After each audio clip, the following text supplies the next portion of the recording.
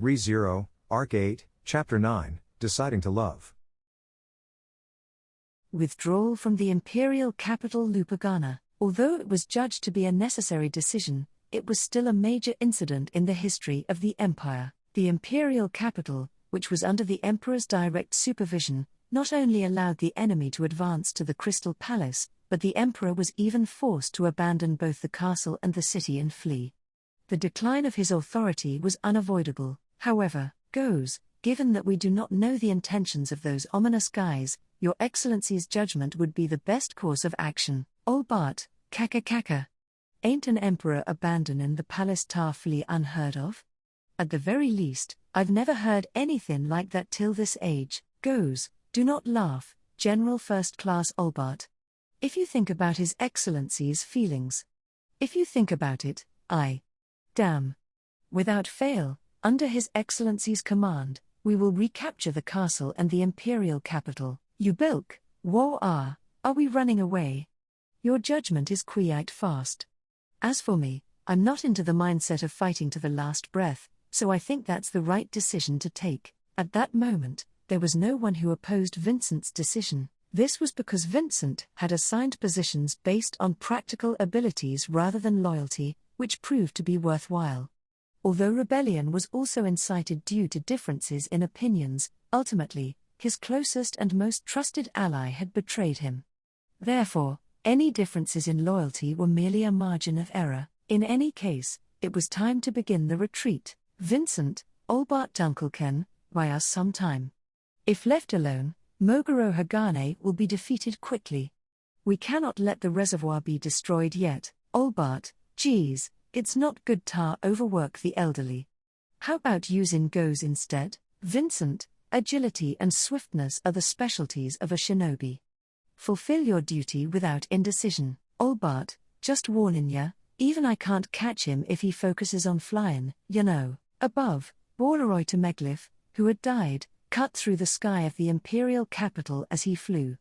After listening to Olbart, who implicitly said that he still had his skills from when he was still alive as the greatest dragon rider from the Wallachian Empire, thus conveying the toughness of their opponent, Vincent, even so, entrusted the task to the monstrous old man. As Olbart said, while there may have been some differences in aptitude, Goes could still fulfill the same role. However, when speaking of differences in aptitude, there was a role that Goes must fulfill.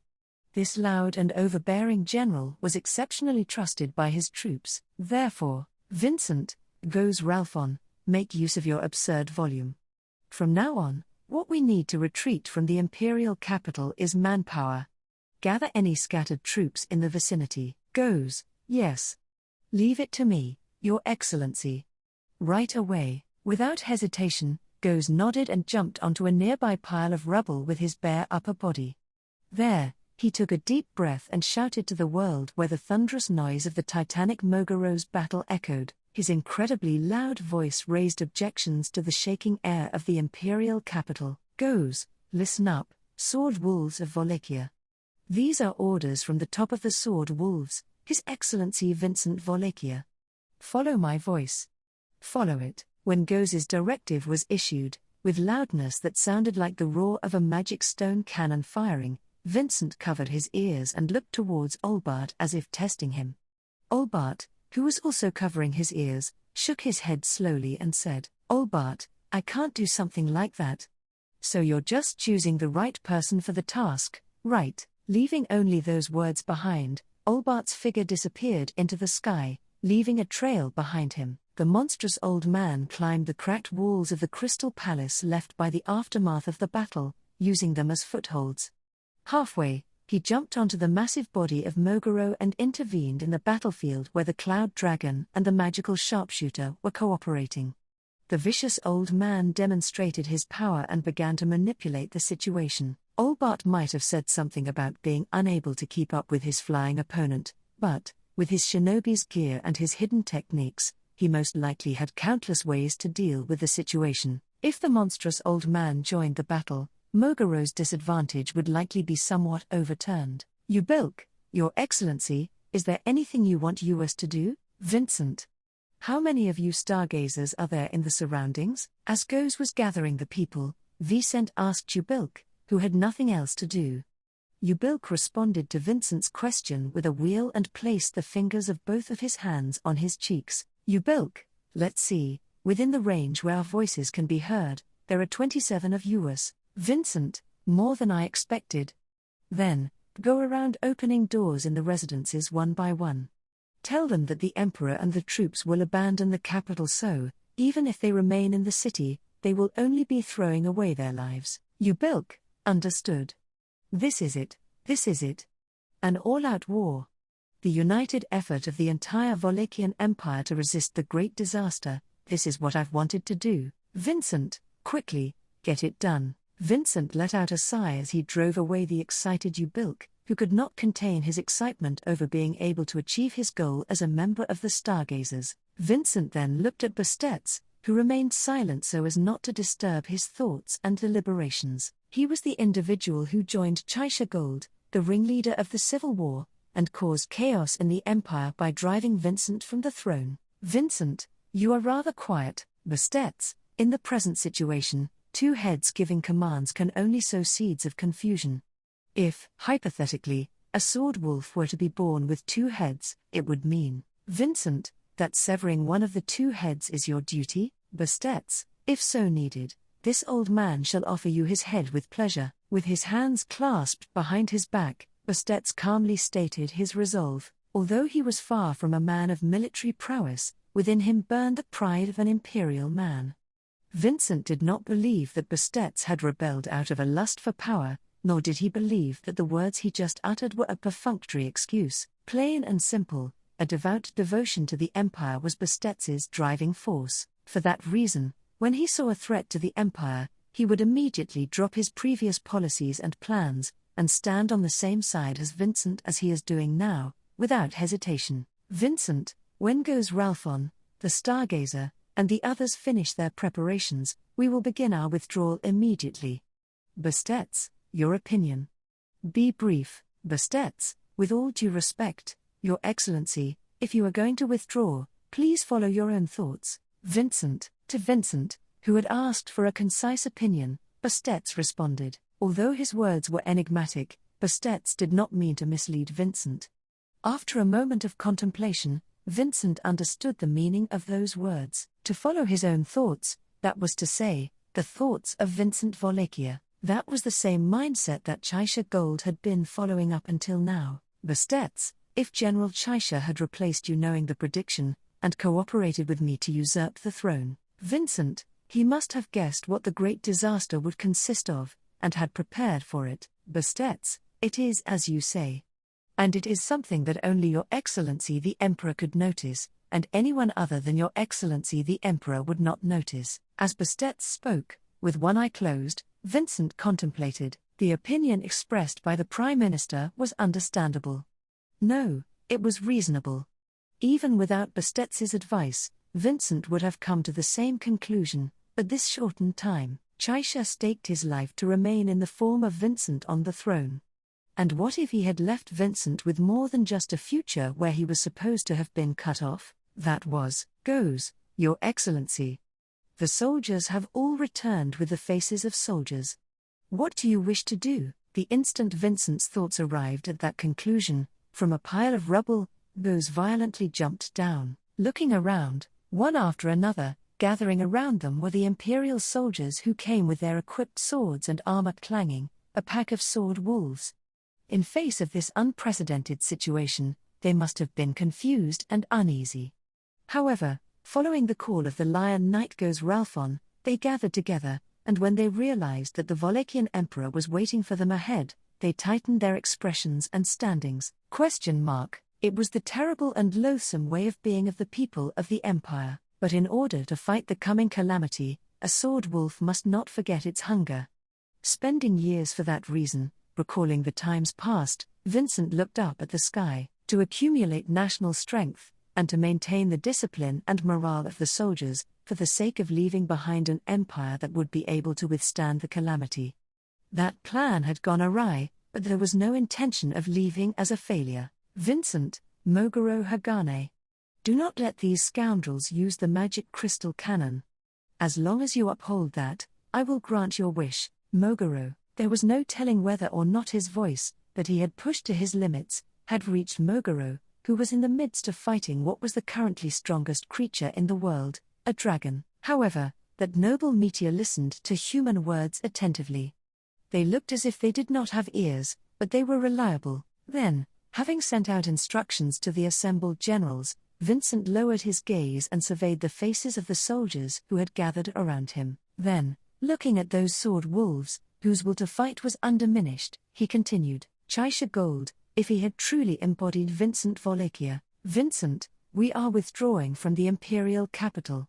We are heading northwest to the fortified city of Gartla. Then a plan to oppose the great disaster should be in that land, such was what he loudly declared. Both the imperial soldiers and the rebels that were a part of the battlefield had begun to realize that the struggle to set the course of the Wallachian Empire had changed shape, with the degree of confusion that spread everywhere, and the change in ambience striking that it was. Fully enthralled in battle, the sword wolves were therefore aware of such an atmosphere and sensed the interference of unsavory intentions. Thus, with orders flying around from the commanding officers whose expressions had changed, the mindset of the two sides who were frankly crossing arms was changed by their slightly regained composure and battle intuition. Due to that, the two sides that were fiercely fighting each other until only a few moments before ceased their hostilities, replaced the title of imperial soldier or of rebel with the title citizen of the empire, and joined as a pack of wolves. At that moment, Vincent Wallachia, at the center of the imperial capital, and Serena Drakroy, at the siege surrounding the city, had both just raised their voices as chief commanders. Simply put, the changes that everyone from the empire had sensed were circumstances that necessitated immediate action. Completely unrelated to these events, there was still a battlefield burning bright red that could reduce everyone else to ashes. The Spirit Eater Arakia, protecting the first bastion, was being confronted by Priscilla Bariel and Yorna Mishigia, magnificent and bewitching women of strong character. Yorna, love me. As the world was dominated by red radiant flames, Yorna gallantly kicked the ground with a fire lit in one of her eyes. The hem of her kimono fluttered glamorously, and when Yorna's long legs, which made her tall for a woman, touched the ground, the earth rose up the next moment and aided her sprint in both speed and momentum. This was not the demon city of Chaos Flame, but only the land surrounding the imperial capital, the territory of the Emperor of Wallachia. Long ago, beyond the memories of a past that had become distant for both Yorna Mishigia and Sandra Benedict, she had once desired for the imperial capital that seemed so out of her reach, though a place she could never reach through her own strength, as she held hands with a man who was so noble and of such different status that she was afraid to whisper that she loved him. There she stood. Yorna's soul marriage technique could only be granted to those she loved. Then, with love for that man that could never fade, why did Yorna not love the very land that he loved? Yorna, it was also stolen from me. The Emperor of Wallachia, who was known as the King of Thorns at the time, and Iris, the girl who had fallen in love. She sheltered, supported and walked the same path as the emperor who had been ousted from the throne. Seeing the courage and nobleness of the young girl, many sang the praises of the King of Thorns, wishing blessings upon their future together. However, due to the mole men who had tricked them by manipulating them with adulation, and the wolf men who had betrayed them through ambition and arrogance, that future had lost its perfect ending. The paradise that the King of Thorns was supposed to build, the construction of that promised world was abandoned. The emperor, who was controlled by delusion, bonded the soul of the girl, who was supposed to disappear, with the blood of the traitors to the soil of the empire. Since then, Iris had been reborn again and again, changing her name and appearance, loving someone, being loved by someone. She continued to live, but at the same time, this Wallachian empire, the empire's very land, was the only thing that she could not love. Perhaps she hated it because it was so distant from the dream she had once envisioned. But, however, such things were trivial compared to what was truly important. Yorna, love me. Whether or not she could love, she just decided to love. It was not an empire with only happy memories. Happiness and unhappiness had been two sides of the same coin, both when she was Iris and throughout her many lifetimes after she was no longer Iris. The same was true for Yorna's beloved children in the demon city. Sometimes she would be choked up with love, and sometimes she would be angry at their pettiness. Yorna, all of it, I am happy with, yes. As the resounding love resonated within Yorna, the burning earth rejoiced. The solid ground, which was only supposed to catch her footsteps, gleefully lashed out, and the bouncing earth served as a foothold for Yorna, sending her high into the sky. Spinning around, Yorna's thick-soled heels fell on Arakia in midair. Arakia attempted to let it pass through her by assimilating with the air surrounding her. However, Yorna's kick burst through the brown skin that it should have slipped through. Arakia, her kicked shoulder exploded with pain, and Arakia gave a small gasp at the impossible impact. Arakia's body, which had been assimilated with either fire, wind, or shadow, exploded from the impact, and her expression, which had rarely displayed such fiery emotion, was colored with pain and surprise. For Arakia, who continuously took full advantage of the traits of a spirit eater to gain the upper hand in every fight against her enemies, this was truly a bolt out of the blue. But Yorna was neither surprised nor satisfied with the fact that her kick hit. Using the heel she struck with as a fulcrum, she raised her upper body and swung the kiseru held by her slender fingers, unleashing a follow-up attack. Arakia, wah. There was a sound of something hard hitting her flesh consecutively, and Arakia's expression was continuously distorted. Arakia's voice escaped from her throat as if she could not comprehend the sensations she was suffering. It was a manner of rejecting the fact behind rather than the anguish itself. Why? She asked Yorna. Arakia's eyes were widened, even the one that could no longer see. Yorna, if there is love there, then there's no meaning in tactless hesitation. Arakia, love? Yorna, you're the foster sister of my ill-disciplined daughter, are you not? Yorna's answer, with a beaming smile, filled Arakia's face with a look of incomprehension. Even though she had received an answer, her cheeks hardened at the fact she did not understand it.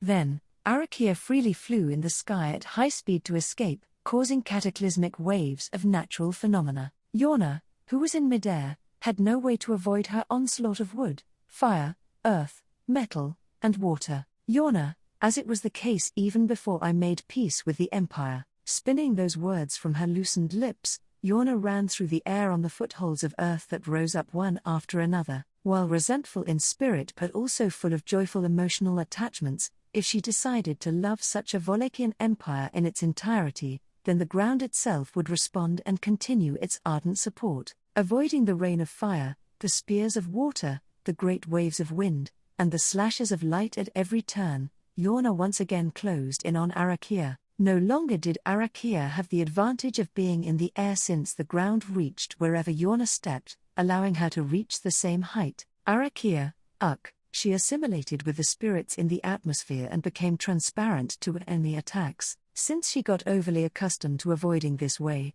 Arakia was slow to react to the approaching danger of Yorna and took a kick directly to her smooth-skinned torso. The destructive force penetrated the backside of Arakia's body, causing the gale she had enclosed herself with to shimmer through the world of red-tinted flames. Arakia, Finally, pain was etched on Arakia's face, overtaking her look of surprise. This was definitely a sign that Yorna's attack was pushing Arakia over the edge.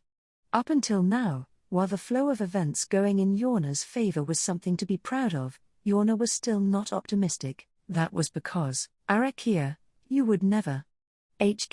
With her cheeks contorted in pain and anger, Arakia grabbed her tree branch and slammed it into Yorna. It was simply picked up and used as an ordinary item, and yet it had never been broken even in the midst of these natural disasters.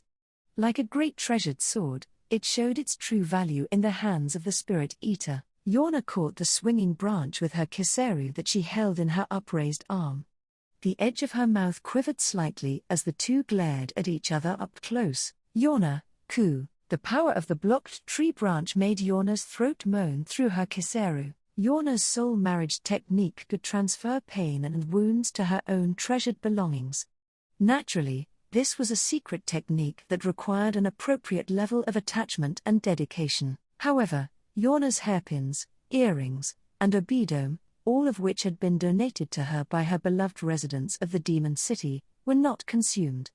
In spite of this, Yorna herself was suffering pain. The answer was simple and clear: love was never a one-way affair. Yorna, love me. Once she decided to love the Empire in an intermingling of love and hate, as well as discipline Arakia, with whom she had fallen into a hostile relationship, she needed to aim for compatibility instead of forcing one-sided love on her. This was the exact opposite of how Yorna Miss Higgia's soul marriage technique was originally intended to be used. Priscilla. In midair, Yorna and Arakia faced off in a fierce battle. Priscilla, holding the dazzling yang sword in her hand, with flames in one eye proving that she was loved, frowned at the sight of her mother and foster sister clashing without restraint. As a user of the same soul marriage technique, she understood the reasoning behind Yorna's actions. However, because they were both users of the soul marriage technique, Priscilla could understand the forbidden nature of what Yorna was doing. Priscilla, focusing only on the strength of the technique, you have no regard for its weaknesses.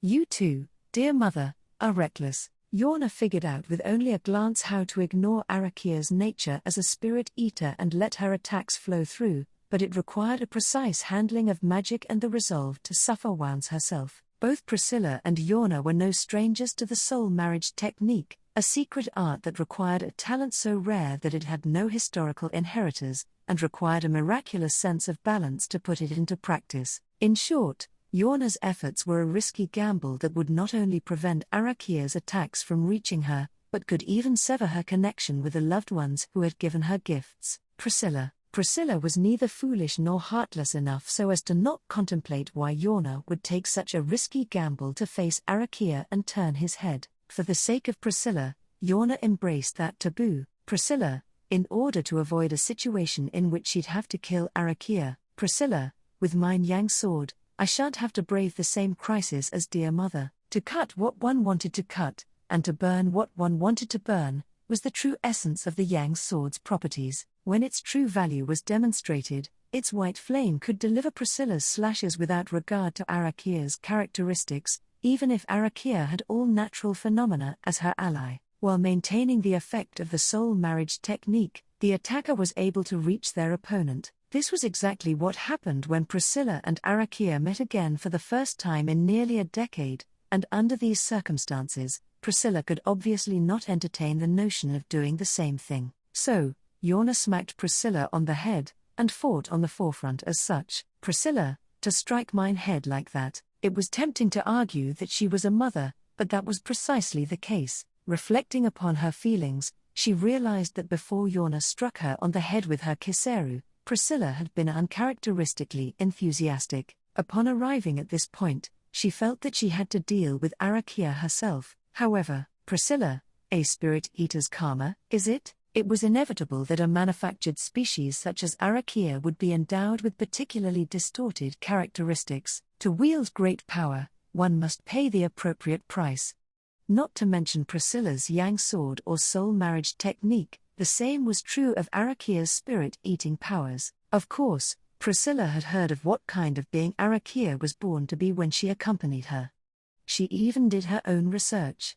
However, she was not careful enough. The result gave Arakia, who could not stand without support, a pillar called Priscilla. Priscilla, if mine radiant sun were hidden, the world shall be cloaked in darkness. For 10 years, Arakia lived in a world cloaked in darkness. Perhaps it was impossible for someone to fill Priscilla's role, but would not someone have cast a ray of light upon the shadow? When she decided that she couldn't bring Arakia, she had thought Vincent would, but, Priscilla, that would be impossible. Furrowing her brow at her own thoughts, Priscilla dismissed the idea. At the time, when she was still young and bright, Priscilla Priska, she was mistaken.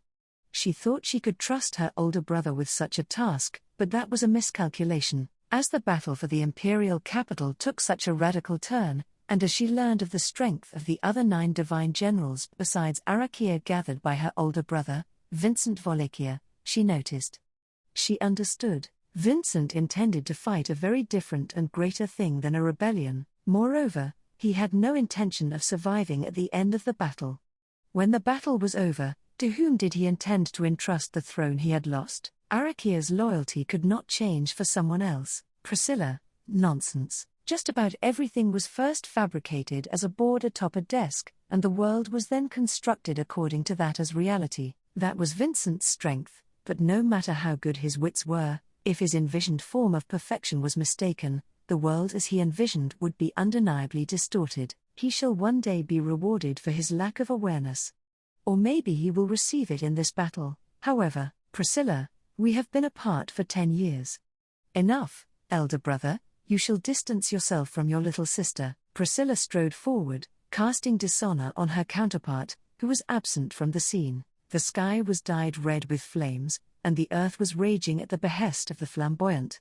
It was as if heaven and earth were all refusing the intervention of the sun. Priscilla, however, to such a presumptuous world, Priscilla Bariel, or rather, the daughter formerly known as Prisca Benedict, had only one thing to say: Priscilla, everything in this world is made for my convenience. At that moment, it was wrong to express what Arakia was feeling as humiliation or shame. Humiliation means that there must be no name for the feeling of being lowered by regret. Shame meant that there could be no sense of pride in being disgraced by falling behind. Arakia had no attachment to her name or pride of any kind. The highest rank of second, excluding Cecilus, who is considered a completely erroneous presence among the esteemed imperial 9 divine generals.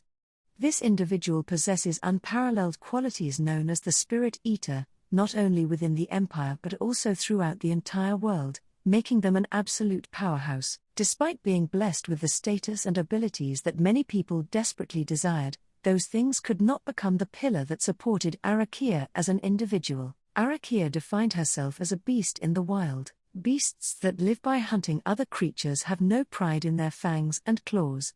No, Arakia only thought so, but beasts do have their own pride and ways of doing things. That being the case, Arakia's self-perception was far from even that of a beast. Fire, wind, water, earth, light, shadow, untouchable phenomena. There was no will that intervened, only the realization of what was desired. Arakia wanted to be a phenomenon, neither man nor beast. She wanted to be a phenomenon that did not feel humiliated or disgraced. If so, Arakia, I am. Arakia tried to turn into the wind to deal with the barrage of fierce attacks.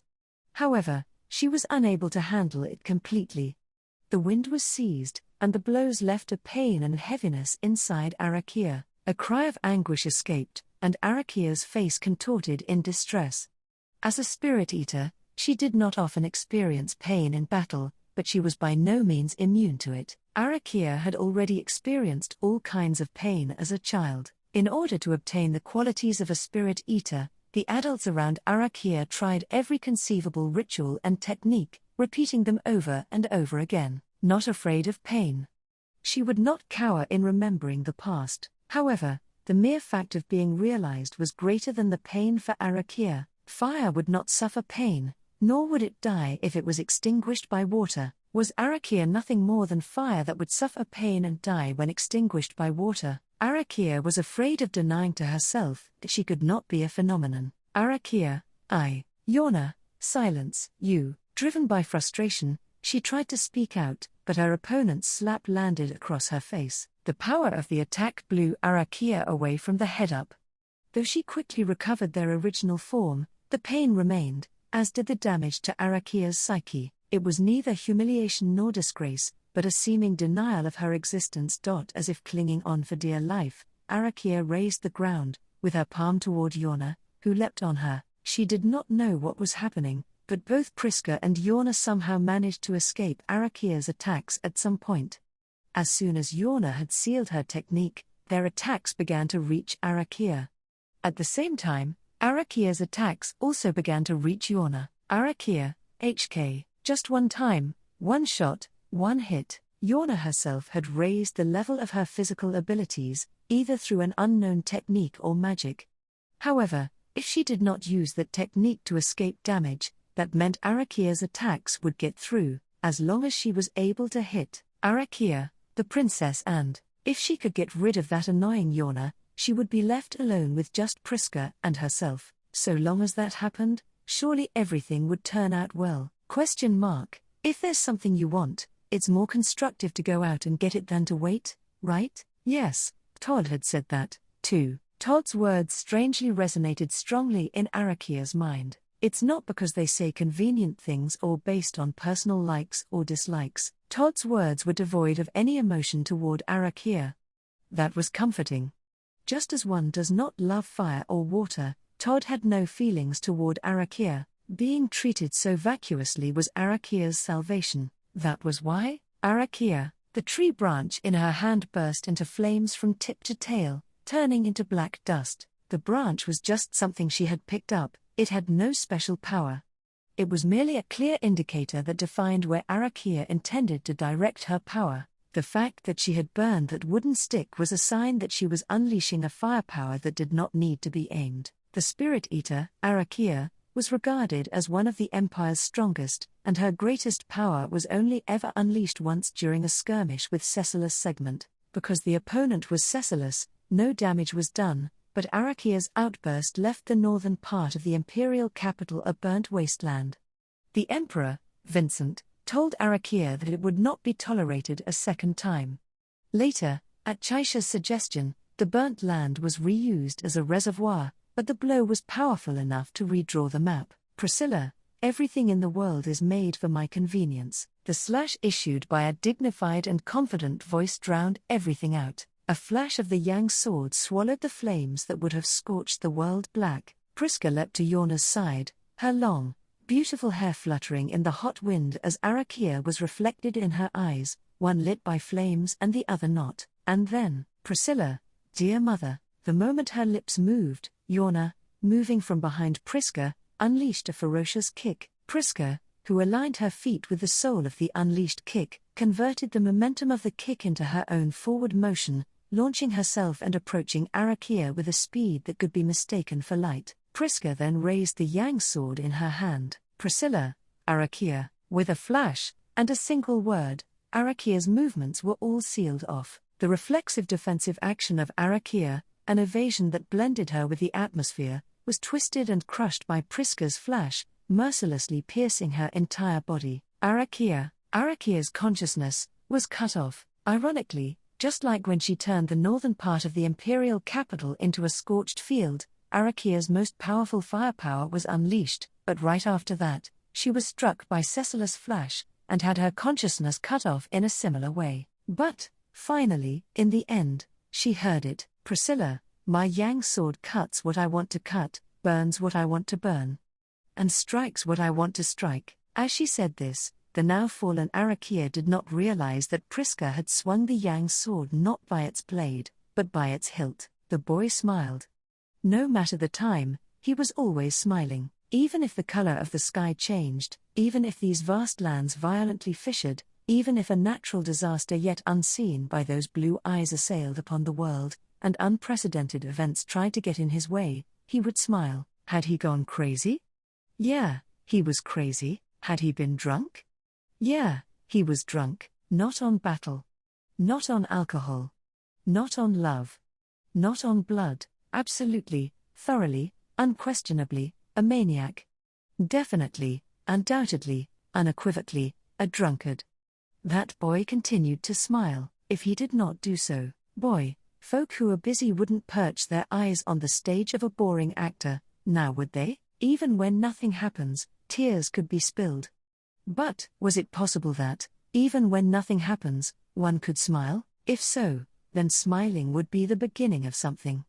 Smiling would signify that a tale was beginning to unfold. Whether that tale had already begun, or was just beginning from here, he did not know. That was to say, smiling was proof of one settling their resolve to rise to the stage, such was how the boy defined it. Therefore, boy, by all means, feel free to smile. How about it? You've gone through great trouble to get everything fully prepared up till here. If possible, giving you a big laugh would feel just as good as defeating you. Boy, oh, is it possible that it's strange for me to be here? If you perhaps think that one of your allies disobeyed you and spoke about it or something, that would be a needless worry. I don't really know why, but I just came all the way here on a hunch after all. Cheerfully smiling as he clapped his hands, he firmly planted his Zori on the ground and stopped putting on airs. Behind him, the bulwark of the reservoir was fissured, water continuing to gush out, and standing in front of it, blocking the way, the boy Cecilus Segment saw the figure of an antagonist before his eyes. That was, whatever shall I do with you, how arduous? Deliberation, required, with a great number of dead people following behind her, was a witch of short stature.